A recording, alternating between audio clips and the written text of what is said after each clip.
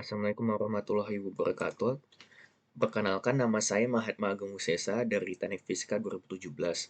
Pada presentasi ini, saya akan menampilkan hasil akhir proyek kecerdasan buatan saya. Pada proyek ini, saya terinspirasi dari YouTuber untuk dalam model input dan outputnya. Namun untuk arsitekturnya, saya benar-benar membuatnya dari nol. Karena saya coba membaca program yang dari YouTuber itu, saya tidak mengerti sama sekali dan buat saya cukup rumit karena saya tidak mengerti hubungan antar objeknya. Jadi saya lebih mudah untuk membuatnya dari nol. Bisa dilihat, saya di sini hanya meniru bentuk input dan outputnya gimana, tapi saya tidak meniru programnya sama sekali, tidak mengopi sama sekali, saya hanya meniru bentuknya saja. Oke,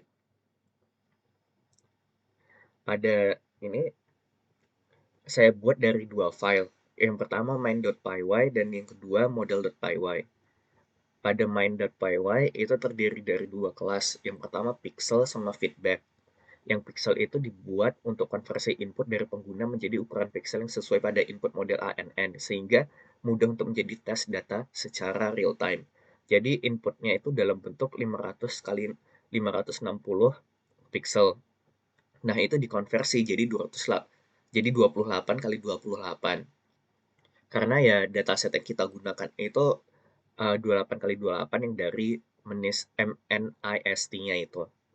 Nah, terus untuk kelas feedback-nya ini dibuat untuk men-training ulang model.py untuk memperoleh karakterisasi tulisan pengguna yang memberi salah prediksi. Jadi, walaupun kita udah men-training hasil akurasinya bagus untuk dataset MNIST-nya itu, tapi kadang untuk tulisan kita sendiri itu nggak begitu bagus. Jadi kayak kita buat gambar ulang, terus kita masukin ke dataset, terus kita labelin yang salahnya yang tadi jadi yang benar, terus dimasukin jadi dataset baru. Jadi waktu di training ulang itu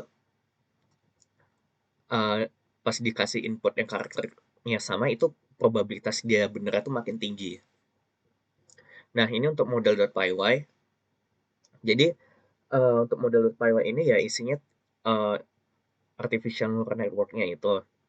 Jadi uh, datanya itu saya tidak split jadi data training semua biar lebih banyak data semakin akurat gitu. Terus pakai model itu sekuensial, terus pakai dua hidden layer, dua-duanya activation function-nya ReLU, karena ya outputnya harus bisa dari nol. Kalau kurang dari nol dia bisa uh, minus kan, kalau minus kan bisa berdampak pada optimizernya ini. Terus yang uh, layer terakhir itu 10 output, dan itu pakai softmax biar output layernya ini misalnya 0 sampai 9 itu bisa dihitung probabilitasnya dari masing-masing ini mana yang paling tinggi. Terus optimizernya pakai standar yang Adam, terus pakai loss ininya tuh yang ini, matrixnya juga ini. Epoxnya tuh saya cuma pakai 3 karena menurut saya 3 itu udah cukup. Waktu nyoba aku tes akurasi dia juga lebih dari 3 juga nggak begitu signifikan gitu untuk akurasinya. Jadi ya kayaknya 3 cukup gitu. Terus ya ini contohnya, jadi inputnya tuh 28 pixel kan 28 pixel. Jadi kan dia 3D list. Nah, yang ini saya ubah jadi satu dimensi karena pakai yang sekuensial. Jadi benar-benar satu dimensi. Jadi ada 28 kali 28 itu ada 784 neuron yang pertama, terus yang neuron kedua 128, yang kedua 64, yang terakhir 10.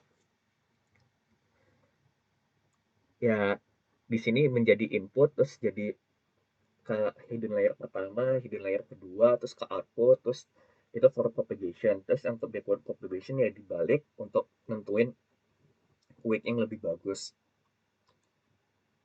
Nah, bentuknya kurang lebih seperti ini. Jadi input pertama itu 784 karena 28 kali 28. Ini jadiin satu baris semua, jadi satu dimensi.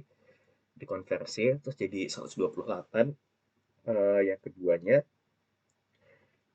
yang ketiganya juga 64. Terus yang terakhir 0 sampai 9. Terus datanya itu saya juga normalisasi biar kalau misalnya 0 sampai 255 itu tidak uh, agak tidak efektif gitu. Jadi saya normalisasinya antara 0 sampai 1, yang 1 itu paling putih, yang 0 itu paling hitam. Jadi yang diantaranya itu ya abu-abu.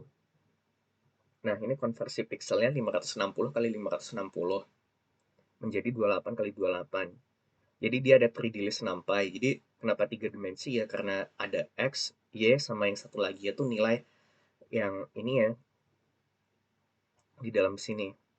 Nah, jadi ada ini 0,000, terus ini 0,9, ini 1, 1. Terus konversi ini ya pakai pembagi integer. Terus MNIST dataset itu seperti ini. Ditarik pakai ANN. Nah, hasil prediksinya itu, misalnya saya tadi gambar angka 3 ini, hasil prediksinya itu udah cukup bagus. Untuk angka 3, dia memberikan hasil 99%. Itu menunjukkan kalau ini angka 3. Tapi yang menjadi masalah itu saya masih belum bisa membuat pinggirannya ini semulus yang pinggiran di sini biar akurasi itu makin tinggi. Jadi kayak angka 5 itu kadang masih dikira angka 2 karena ya saya belum masih bisa membuat ini menjadi yang mulus seperti ini, agak ada putihnya walaupun saya udah nyoba buat. Jadi ya masih saling tumpang tindih gitu, jadi ini kayak ini abu-abu, malah yang hitamnya itu malah dikit-dikit kecil gini. Jadi menurut saya itu agak cukup sulit sih, agak menantang untuk buat seperti itu. Nah, ini hasil prediksi tadi, dan sekarang saya akan mendemokan. Jadi ini program yang benar-benar saya buat dari nol. Jadi saya udah ngasih komen di setiap barisnya biar untuk mudah dipahamin. Jadi ya ini ada kelasnya, kelas feedback, dan saya akan mendemokannya langsung.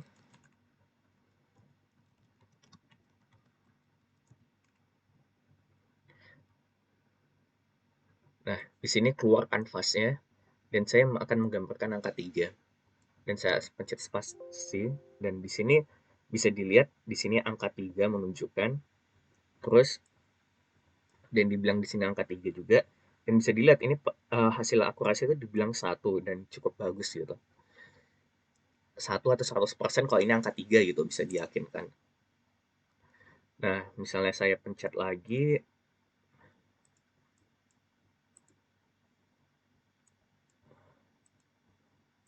tunggu ini sedikit. Oke, saya close dulu, terus saya misalnya lihatkan konversi yang angka 3-nya. Ini masih bagus ya, dibilang 3, 99% angka 3. Dan ini prediksinya, dan ini konversinya. Ya, seperti saya tunjukkan tadi, ini masih pinggirannya itu masih belum bisa semulus yang di datasetnya itu. Jadi ya kadang masih memprediksi hasil yang salah karena di situ. Jadi misalnya saya gambar angka 2, ya di sini masih dibilang cukup bagus ya. 97% kalau ini menunjukkan angka 2. Tapi misalnya saya coba uh, angka 5 gitu, mungkin masih dikira angka 2. Oh, bener lagi, dan nggak salah ya berarti ya. Mungkin angka 8 yang agak susah dibedain. Oh, di sini angka 8 menunjukkan benar juga. Dan ini bentuk ini ya. Terus saya coba lagi angka 9 mungkin. Oh ya, di sini benar juga 99%. Ya, ini bentuknya. Terus saya coba 0. Nah, ini mulai salah. Di sini bisa dilihat kalau angka 0 ini cuma 40% ya. Malah cuma 40%. Yang paling tinggi itu angka 2, 47%.